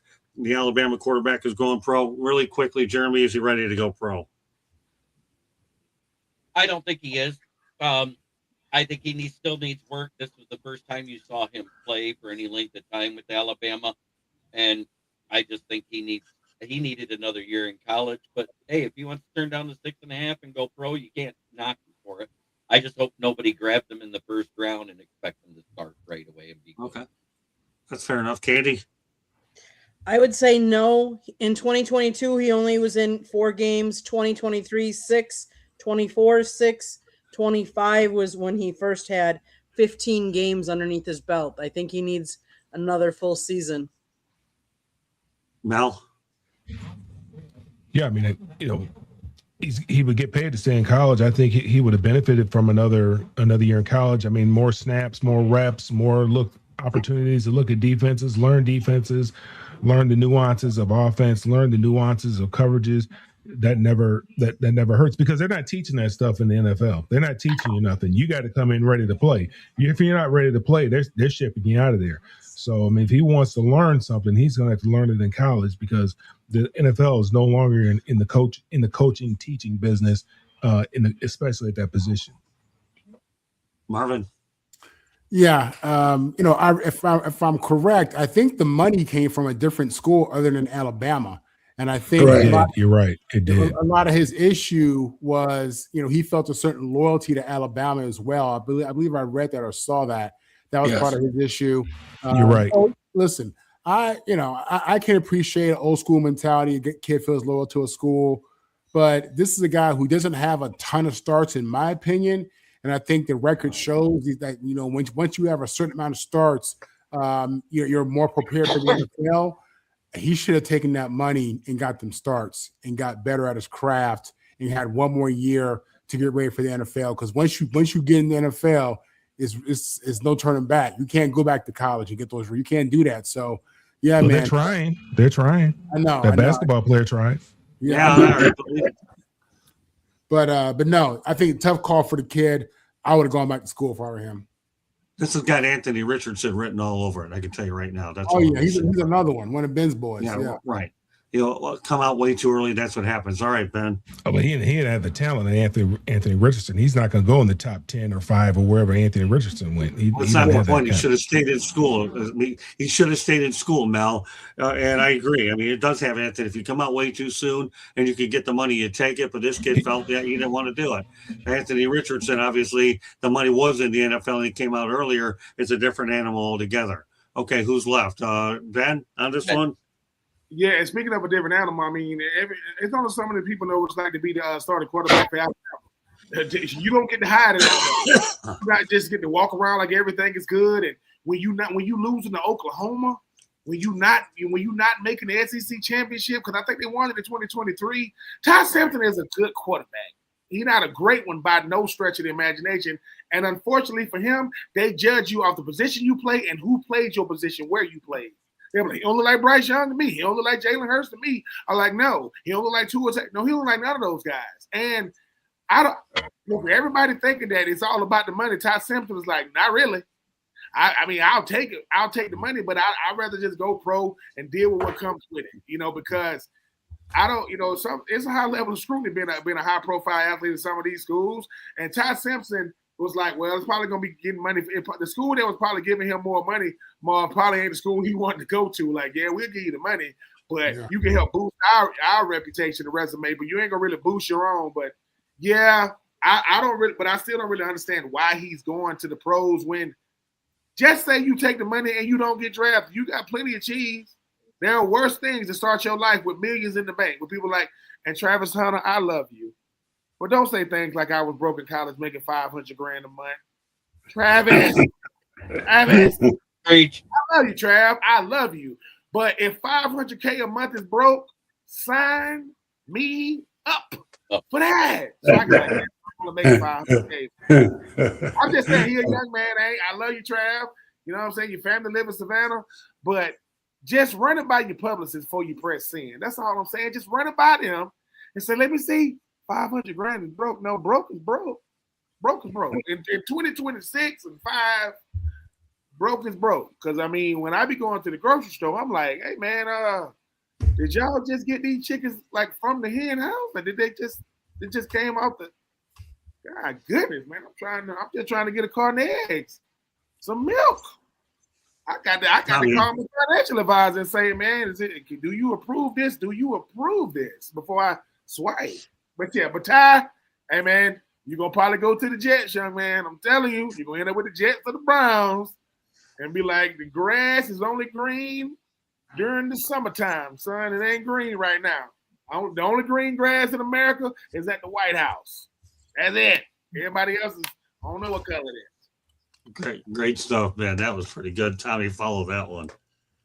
Hey, as a college kid, I remember walking across campus once and a $20 bill blew by right in front of me and I stepped on it and I thought I was all set for the weekend. I had 20 bucks in my wallet. Hey, Ty Simpson, he might be the first Alabama guy I've ever rooted for, wanted to see him do well. And it's because he didn't go to another school just for the money. I guess they have some kind of tradition at Alabama where they put your name in a brick or something on a wall or whatever. I could have that wrong. And for him, that was enough. He didn't want to go to another school after earning that what he considered a prestigious honor. So I have a lot of respect for them for that reason, that he didn't go to another school. I don't understand why he didn't come back for another year. Whatever he was going to make, even if it was less than other schools, it was going to be plenty. And like it's been said already on here, he needs more seasoning. Okay. Few more topics to go. Only one stadium that Josh Allen had won at, it was Levi Stadium, unfortunately, which was the host of the Super Bowl, but didn't get the opportunity. So you're going to have to win it someplace during the regular season. Some thoughts, Jeremy, about the stadium that Josh Allen didn't get to that many of us thought he would get to, and he's going to have to wait for the regular season because it wasn't meant to be at Levi Stadium in the Super Bowl. You want to get there, you got to win in the playoffs. He wasn't able to do that this year. That's all it boils down to. You can say whatever you want. Josh Allen is a great QB. They're only as good as the team around him. There was some bad play calling in that play. There was some horrible defense in that game. But ultimately, he didn't have Joe Burrow. He didn't have Lamar Jackson. And he didn't have Patrick Mahomes in the playoffs. He has no excuses. Candy? You play long enough, hopefully you get a chance to win in all the different stadiums. He doesn't play there very often. And yes, did he make it there this year? No. Partially on him, he had a bad game, also on his defense. And like I said, when you come down to the playoffs, it's about mistake-free football, and they just weren't mistake-free. Mel? Man, Marvin and Ben have talked about it, and they know about it. It's hard to win in the NFL. And those guys on the other side of the ball, across the other side of the field, they're getting paid. Their coaches are getting paid. They're going to the window on Monday or Wednesday. We went to the window. You guys probably didn't go to the window. You guys probably got direct deposit. We had those things called checks. You guys probably don't even know about them. To get a check, and then we had to get in our car and drive to the bank and deposit it.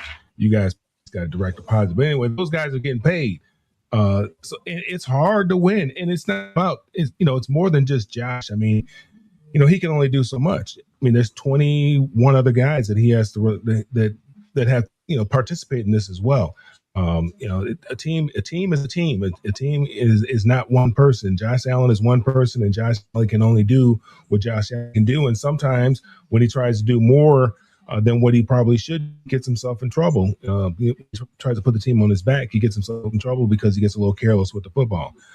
But he'll get his opportunity to win. I mean, he's going to be around for a little while. He's still a young guy, so he'll get his opportunity. Now, it may not be the Super Bowl again in Levi Stadium, but he'll get an opportunity to win a game there. Marvin? Listen, if he was going to do it, this was the year. No Lamar Jackson, no Joe Burrow, no Pat Mahomes in the playoffs. There was opportunity there for him to come out the AFC and end up in San Francisco. And it was tough, man. And he realizes that, and they realize that. And this was definitely a blown opportunity. With that said, he's a young veteran quarterback, MVP. That organization, I believe, is committed to him and his growth. And I think at some point he will definitely hold up a trophy. I think he's good enough, and I think his organization is committed to him. So yeah, but this was the year to do it in AFC, because next year you get all those quarterbacks back, and it's it's murderous. Yeah, wasn't meant to be this year, Levi Stadium for him, that's for sure. Ben? Yeah, I agree. I mean, this was the year to do it. The thing about Josh Allen is a media darling. Josh Allen is one of the faces of the league. Josh Allen has created something that's hard to do. He's created expectations for himself and his team outside of Buffalo. And when he doesn't get it done, I don't think he gets enough scrutiny, but he's going to get highly scrutinized because he doesn't lack anything. Josh Allen has the most rushing touchdowns for a quarterback in NFL history right now. He has more than Steve Young. He has more than Cam Newton. He has more than Michael Vick. He has more than Lamar Jackson and Jalen Hurts. Here's gonna be Josh Allen's problem. Josh Allen is looked at by his team or his or decision makers like Aaron Rodgers was all those years in Green Bay. They're not giving him number one receiver. You're not gonna win like that. He's a good enough player to get you there. But you saw what just happened to Drake May, right? You got to have a guy that can take it off the side. He got an all-pro running back and Cook.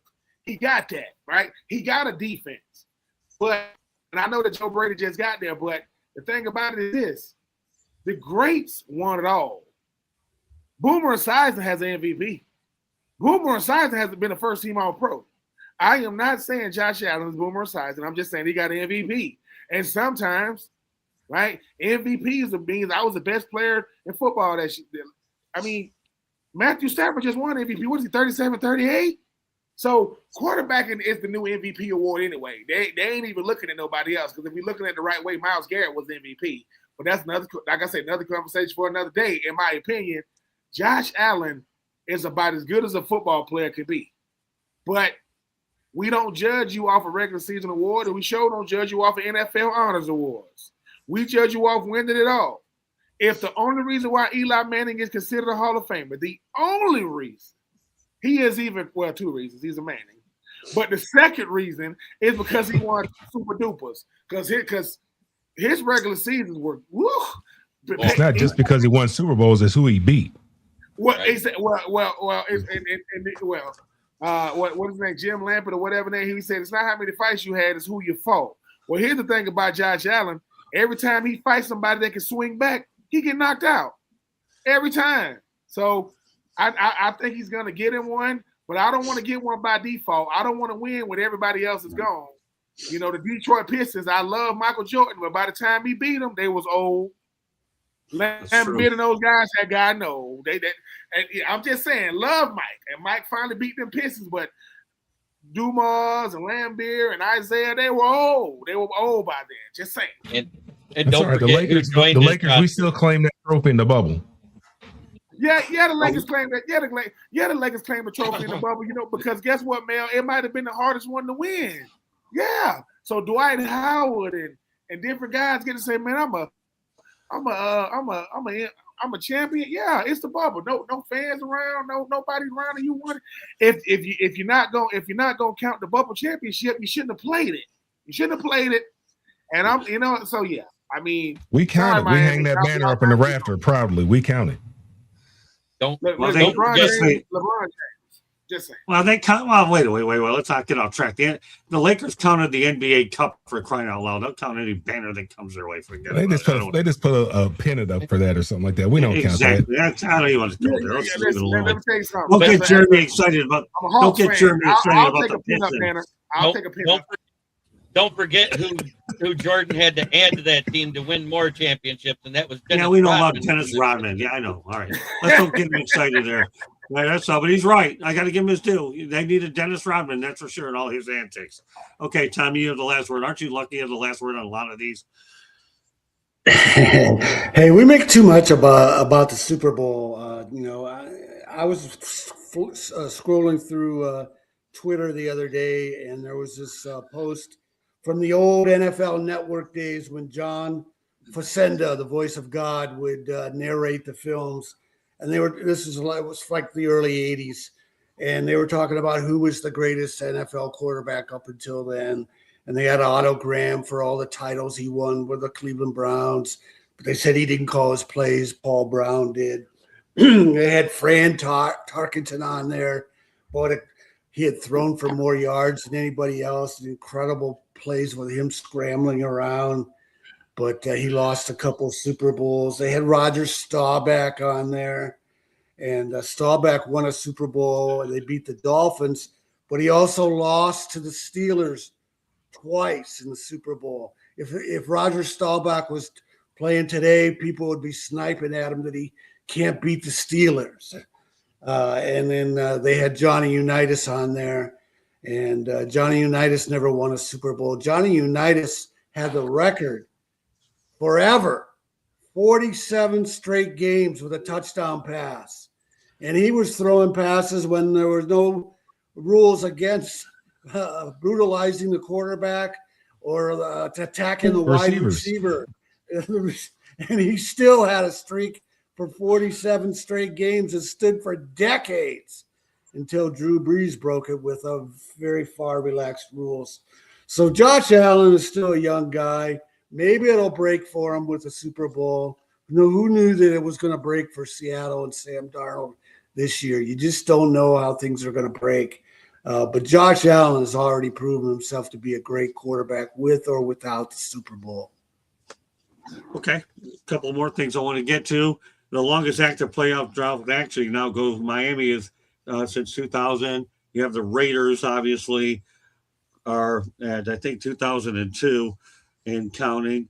And Chicago, actually, their drought came to an end by beating Green Bay. The Jets are 2010.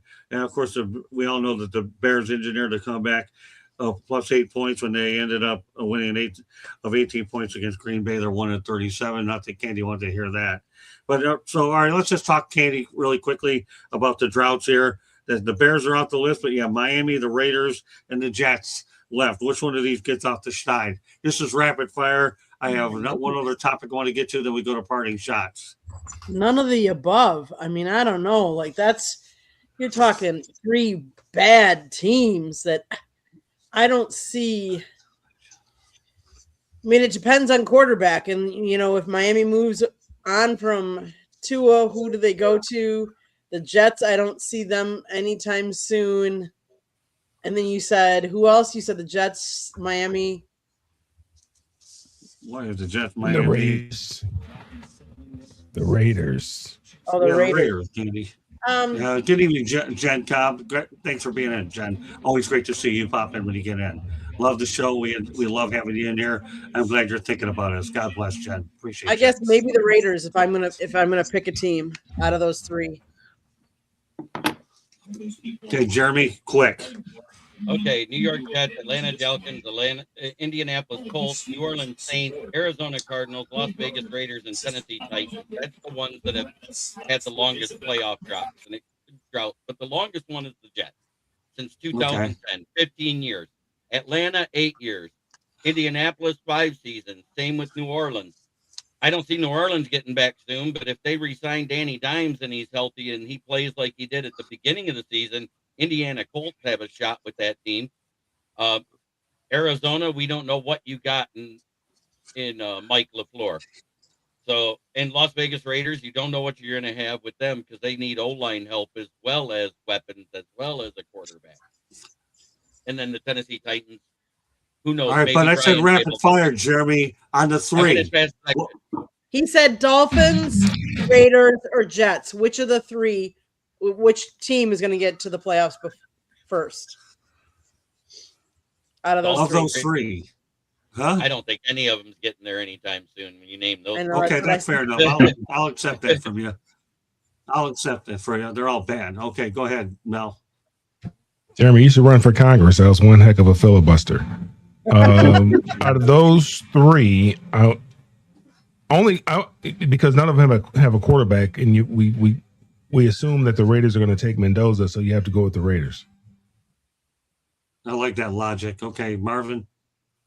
Yeah, I was going to say the same thing. You got to go with Vegas because you know who their quarterback's going to be, and you just hope that they got a plan for this kid and they have an offense right for this kid, and you hope they protect them. But you'd have to go with Vegas because not the Jets. They trash.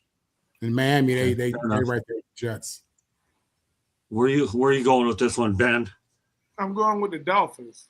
The Raiders. Okay. Oh my God! Let me tell you something. I mean, the Raiders got they got some really, really nice rapid colors. Fire, Ben. But Fernando Mendoza is going to go out to the Raiders and go, hey man, is this Cleveland? No, you in Vegas. I mean, it's just the Jets and the Raiders. It's not that big of a difference, man. I don't know why. I just say the Dolphins. They'll find a way because Tua, you know, I mean, we've seen him play good football before. We've seen this. The last time the Raiders had a good quarterback, what was it? 2002, Rich Gannon, and his receivers was Tim Brown and Jerry Rice. That's, you know what, they were the Indiana Hoosiers of the NFL. That's the oldest starting lineup you ever gonna see in a Super Bowl. So it is the Dolphins. I played for the Raiders and the Jets. Hey man, if the Jets win a playoff game, the economy coming back around, people, we gonna be straight. We gonna be good. Something big is about to happen in the world. So I do hope the Jets do it because the Raiders not doing it. Tom Brady can't help the Raiders. He can't do nothing for them. So it's gonna be the Dolphins. Okay, Tommy. I can't pick any of those three. And in fact, the only thing I'll say is, will we having the same question this time next year? Fair enough. Okay. Well, at least the Bears won't be on the list because they took care of business. All right, one other topic I want to get to, and we're going to go parting shots. I'm going to refrain from mine for the sake of time purposes, so we make sure that everybody gets theirs out. Al Michaels will return next season to call NFL games for Prime Video. You glad to see it, Jeremy? Well, yeah, because it's funny when he complains about the low-scoring games they have on Amazon Prime. So you glad to see it, yes or no? I said yes, because I love it when he complains about the low scoring. Okay, gives us his logic. What about you, Candy? Yes. Okay. Mel? I don't even care. I don't even watch the Thursday night games, to be honest with you. And half the reason is because Al Michaels, he's just so bland and boring. I can't even take it. Okay, that's fair. What about you, Marvin? Yeah, listen, I like Al. I do. I like Al. He always lets you know he's looking at football through the eyes of Vegas. I can respect that. But yeah, Al's an old school dude, man. I like him. Happy to see him back. I have no problem with him either. Okay, Ben? Yeah, man, I can have one more year of Al Michaels. Mr. Don't Eat Vegetables himself, right? Did he say he don't eat vegetables? He's never ate a vegetable in his life. That's incredible. What do he eat? Like, if you don't eat vegetables, like, what do you eat? Hey, man. So another year, once again, we talk about recycled coaches. I mean, when you talk about people like Al Michaels, why is he saying he come back for one more year? He gonna come back for one more year for the next 10 years if he can. Hey man, he wanted the best at it, man. Congratulations to him. Okay, that's fair enough. Tommy? Yeah, Al Michaels is a legend. If he wants to come back, I don't have any problem with it. I don't watch Thursday night games either, so I don't know if he's slipping. If he mixes up names like a lot of the old broadcasters do when they finally step away. But just on his reputation, I don't have any problem with Al Michaels. Okay. All right, now we're going to go to parting shots. Jeremy, lead off. We got about a minute and a half to get it going. Well, looking forward to the scouting combine. I can't wait to see if I can talk to a few of those cats coming out of college. I want to see what they got to say. Okay, good enough. Candy? Now that the NFL season is done, time to enjoy some Olympics. Kudos to the women's hockey team for being undefeated so far and defeating Canada 5-0, as well as the mixed curling team. They got silver today. I'm looking forward to watching them right now. Olympics. Okay. Mel? Yeah, I don't know if you guys hear me. Everybody sounds robotic. My dial-up is something's going on with my dial-up right now. Dial-up internet. But my parting shot would have to be.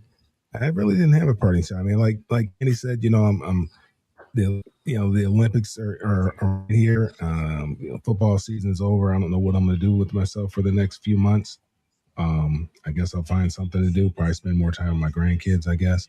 But looking forward to see what the Lions are going to do this off season, and looking forward to being with you guys another year.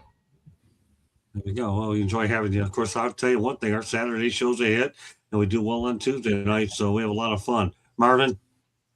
Yeah, this is always one of the worst times of year. Football's over, and, you got to wait now till August, July for preseason. It's really somewhat depressing, to be honest with you. This is also the time of year where I do go into the NBA. So I'll be definitely focusing a lot more on my Lakers and seeing what's going on with them. But, man, I'm going to miss football, and I'm thankful for Sam Darnold for bringing home a Super Bowl trophy, not just for the Seahawks, but as an alum of that school. All the alums support him. Those are my shots. Okay. Then This is to all you colleges out there that usually only want to talk about football because that's all you got. The defending national champion Florida Gator basketball team, they're going for the two-peat. I know that a lot of colleges can't really say that, right? I mean, yeah, we talk about Hall of Famers, we talk about Heisman Trophy winners, but let's talk about that hardwood, because if you've ever seen them Florida Gators, they don't want to call us a blue blood because they hate us. So if you're not a Gator, you a hater. But I gotta say this: cereal is soup, hot dog is a sandwich. I don't like big spoons, and I don't like little forks. Call it like I see it. Take it as you wish. Tommy. With Kenneth Walker winning the Super Bowl MVP, there's only one school that has had a world championship MVP in 4 sports. Kenneth Walker, Michigan State football. Magic Johnson, Michigan State NBA championships. Kirk Gibson, Michigan State World Series MVP. And Duncan Keith, NHL MVP for the Chicago Blackhawks. One school has all 4, Michigan State.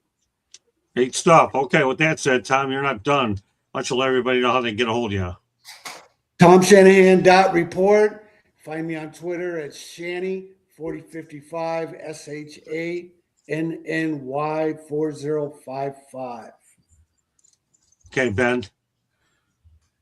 It's at True Benjamin on X, at being True84 on all other social media, outlets. Just enjoying myself. I mean, I'm gonna keep saying this. Football is way in the rear view when I get to do things like this. So I mean, I'm just enjoying myself on these airways. Never ever thought I would replace with football with something I enjoy. But listen, when you're doing what you enjoy with people you admire, doesn't even feel like work.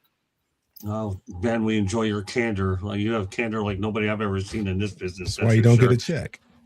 Yeah, that's he's got candor and he got a hat for the ages. Okay, but that's it. All right, Marvin, go ahead. You and I have our show tomorrow. You're in for a doubleheader with me, but let everybody know how they get a hold of you. Yeah, it's Marvin Powell III on the internet. Marvin on the mic is my handle. You can catch me 5 shows a week with the South Florida Tribune, and you can catch me multiple days with Locked On USC. Okay, Mel. You can find me on all social media at Mel Farr Jr. Follow what we have going on for the youth here in Georgia and also in Michigan, Mel Farr Superstarfoundation.org. Jeremy. Well, of course, you can find me right here on the South Florida Tribune every Thursday night on Fire Up, occasionally right here on Inside the Pigskin. You can also find my writings on the SouthFloridaTribune.com. And you can find me on my channel, which is Kneecap Biting with the Motor City Lions, where I go live every day, giving up Lions news Monday through Friday. Wednesday nights, my NFL Roundtable Talk. Friday nights at the Lions Fan Cave Chat. Very good. Okay, Candy, take us the rest of the way. South Florida Tribune Publishing Company published a book, Lessons to the Microphone, Tuning into the Enduring Wisdom of Visionary Leaders. It is written by our host, Scott the Motor City Madmouth Morganroth. Talks about his 40-plus years in the media business and how it has changed. Old school media meets new school media.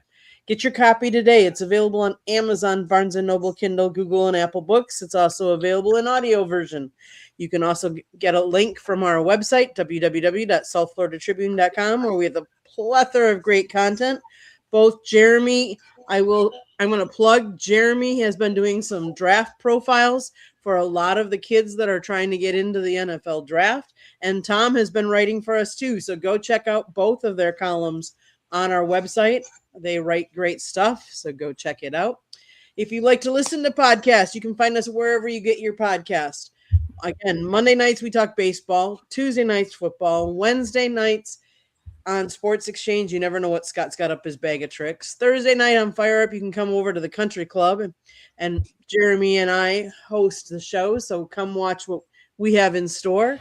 And then Saturday mornings, Scott does another episode of Inside the Pigskin and sometimes baseball as well. So turn on, if you see that red subscribe button in the lower right hand corner, click it like a share us, and then turn on your notifications so you're notified anytime we go live. We love having people commenting in the chat room. So turn on those notifications so you can jump on in. And then one last plug, Tuesday nights before this show, 7:30 p.m. Eastern on the Chicks podcast. It's 3 Chicks in a Pod or Chicks in Salsa. I'm one of the panelists on there, and we talk all things sports. Today we talked a little bit about the latest girls filing suit against Pitt in the women's basketball world. And then we talked Super Bowl because Dawn, one of the girls, was actually at all of the Super Bowl events and the Super Bowl this year. This was her 15th game that she's been to.